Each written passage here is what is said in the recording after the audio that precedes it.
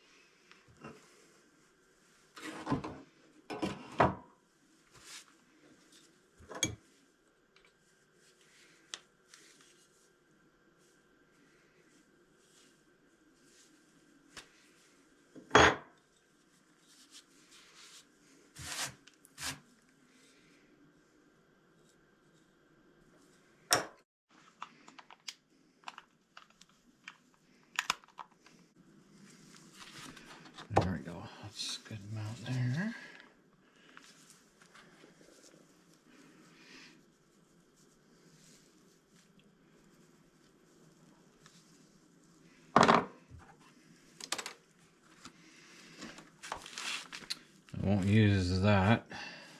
I'll use this pile.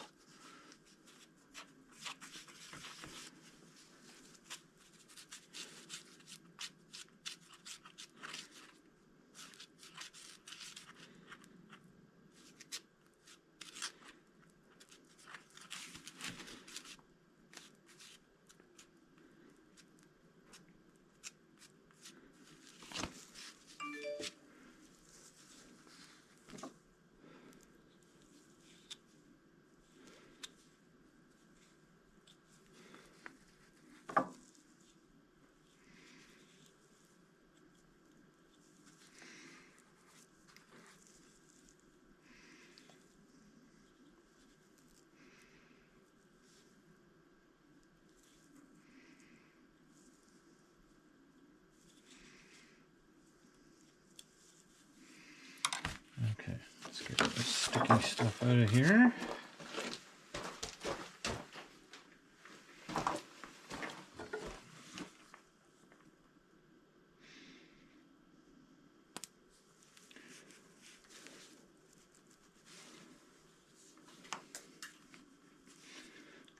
Okay, that's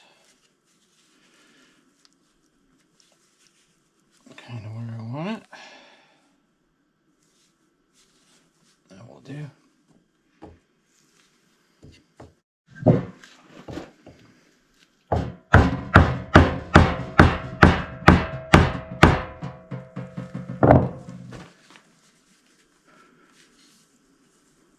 There, that should hold it.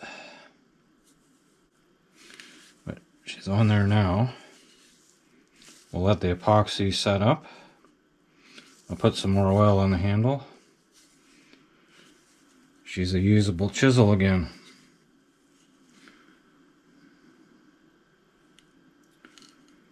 This is a good chisel. Razor sharp.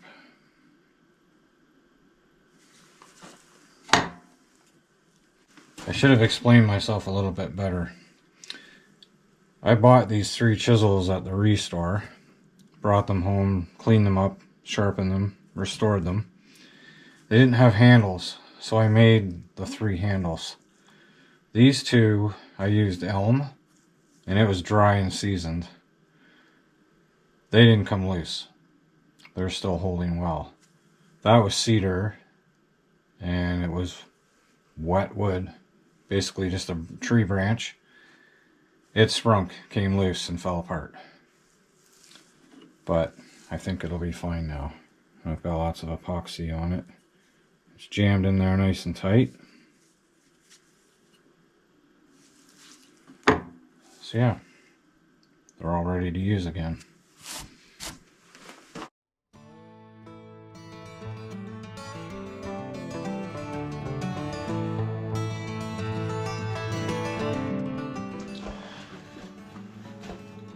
This mallet was also made by me. I made it purposely for tapping wooden handles so they don't get damaged. For wood carving, woodworking, chisel working. I made another one too, it's in the house.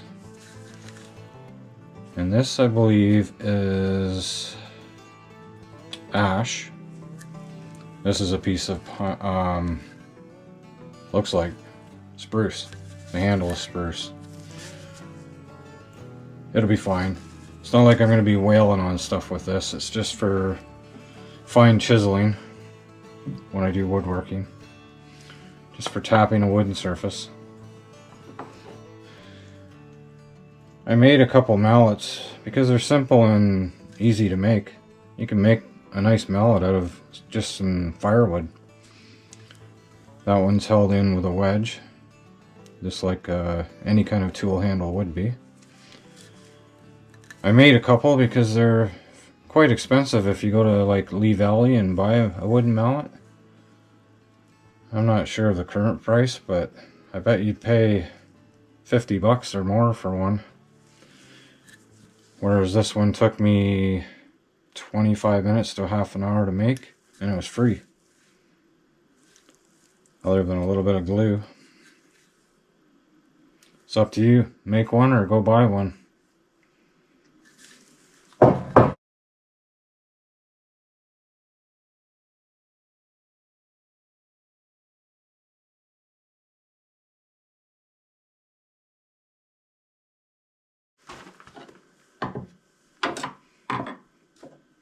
I'll show you. I guess you'd call it a carving.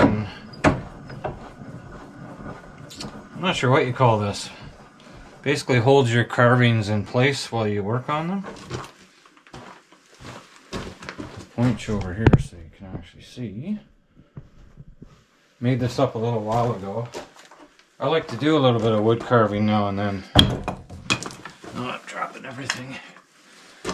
Okay, so let's open it up. It basically fits in the vise. Just about like so. Now, it takes a minute or two to get it just the way you want it. Something like so. And you tighten her down good and tight. So basically what this does, there's some pegs, 4 holes. You can make this as big as you want or as small as you want. But there's 4 pegs, 4 holes. So you can move these about. And the idea is, I wouldn't be carving this piece of wood because it's either ash or elm, but say this was a piece of pine, you would basically wedge this in here. Something like so. I'm probably using a bad example of a piece to hold. Anyways, you'd wedge that in. And these aren't carving chisels. But then you could chisel your work and it holds it in place for you. And you can use other shims if you find it isn't tight enough. It's just some primitive carving tool.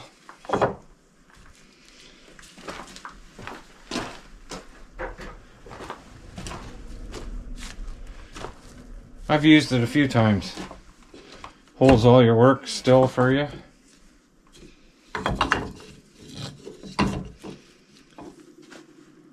Gives you a surface to carve on.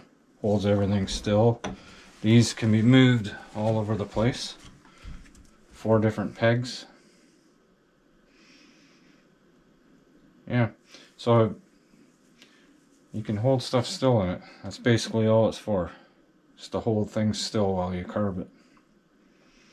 For lack of a better description.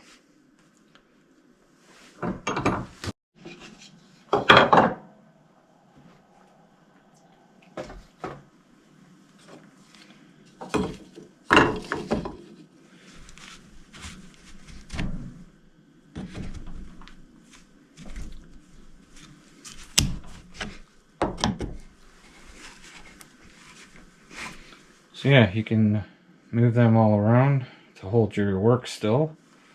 Wedge everything in there nice and tight so you can carve it.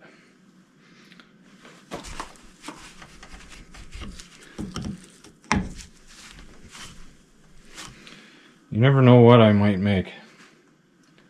I'm pretty crafty, if I don't say so myself.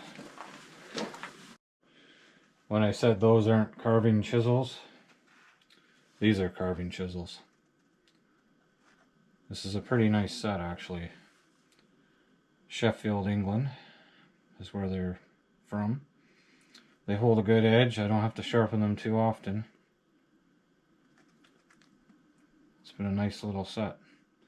I'll insert a picture of some of my wood carvings. I've done a few over the years.